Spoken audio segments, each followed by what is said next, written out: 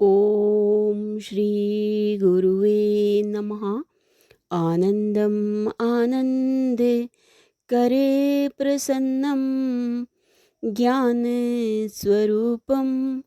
निजबोधयुक्तं योगीन्द्रम् ईशं भवरोगवैद्यं श्रीमद्गुरुं नित्यम् अहं नमामि।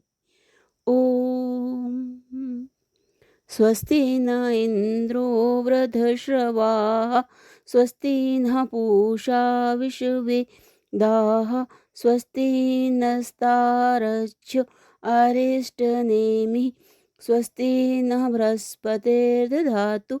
ॐ शान्तिः शान्तिः शान्तिः। ओम प्रणाम भगवान। स्वामी अखंडानंद सरस्वती जी महाराज जी के दिव्य ग्रंथ अप्रोक्षानुभूति प्रवचन से हमारा निधि ध्यान के अंग चल रहे हैं भगवान, जिसमें आज हमारा अंग चल रहा है मौन को कंटिन्यू करते हुए आगे। मौन की व्याख्या जो है वो 3 मंत्रों में की हुई है। तो इसका लास्ट मंत्र जो है 109, ये इसकी व्याख्या चल रही है। तो यहाँ पे स्वामी जी ने बताया कि भाई जो बात वाणी से और मन से ना कही जाए उसको जो है वो वेदांत जो है वो लक्षणा के द्वारा उसका वर्णन करता है। तो लक्षणाएं बताई। अब आगे बता रहे हैं कि साधन दशा में सत्य के अनुसंधान का नाम मौन है। सिद्ध दशा में मौन का अर्थ है सत्य स्वरूप से अवस्थान की श्रुति में मौन का वर्णन है। पंडित्येन निविद्य वालेन तिष्ठासेत वालेन निर्विद्य मौनेन तिष्ठासेत मौनम च निर्विद अथ ब्राह्मणो भवन्ति। तो यहाँ पर बता रहे हैं कि पहले संसार से विरक्त होकर शास्त्र को ठीक ठीक समझ लेना चाहिए। जब यह समझदारी या पांडित्य आ जाए कि अखंड वस्तु में भेद या व्यवहार नहीं है, तब पांडित्य त्याग कर बाल्य भाव से रहना चाहिए। फिर यह बाल्य भाव भी छोड़कर मौन हो जाना चाहिए। अपना जीवन वैसा न व्यतीत करें जैसा इंद्रियों को प्रिय है। जैसा जीवन अपनी अंतर्दृष्टि से प्रिय है वैसा जीवन व्यतीत करें। ज्ञान के बल के भाव के अनुसार रहना चाहिए। ज्ञान के बल के भाव के अनुसार रहना चाहिए। पहले अध्यात्म विद्या प्राप्त की, फिर उसे अनुभूति में परिणित किया। इसके बाद विषय और अनुभूति दोनों से असंग होकर मौन हो गए। इसको भी त्याग कर सहज भाव से रहना ज्ञानी का जीवन है। गिरा मौनम तू वालानाम, केवल वाणी का मौन तो बच्चों का मौन है। एक कथा सुनने में आती है कि एक व्यक्ति के 4 बालक थे। सब हकलाते थे, अतः उनका विवाह नहीं होता था। लड़की वाले उन्हें देखने आए तो पिता ने समझाकर उन्हें अच्छे कपड़े पहनाकर बिठा दिया। लड़की वालों ने देखकर कहा, लड़के तो सुंदर हैं। यह सुनकर उत्साह में एक लड़का बोल पड़ा,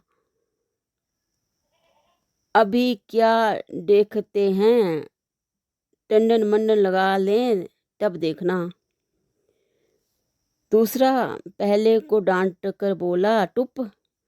तीसरे ने कहा कि पिताजी ने कहा था टुप टाप रहना। गित्तोतला के हकला के बोल रहे हैं वो, तो कि भाई पिताजी ने कहा था कि चुपचाप रहना वहाँ पर। तो वो अब बोल पड़े उत्साहवश। तो चौथा बोलता है कि भाई हम तो टुपे टाप हैं भाई, ऐसे बोलता है वो हकलाते हुए। तो आगे स्वामी जी बता रहे हैं कि भाई एक मौनी जी ने 3 वर्ष के लिए काष्ठ मौन लेने का संकल्प किया। उनको संकेत भी नहीं करना था। लगभग 1.5 वर्ष व्यतीत होने पर मैं उनके पास गया तो वे अपनी कुटिया से बाहर आ गए। हाथ पकड़ मुझे कुटिया में ले गए और द्वार बंद कर लिया। अब जो लिखकर बातें प्रारंभ की 3 घंटे लिखते रहे। 21 पन्ने लिख डाले। बात कोई विशेष नहीं थी, मध्यम श्रेणी की जो बातें प्रायः चलती हैं वही थी।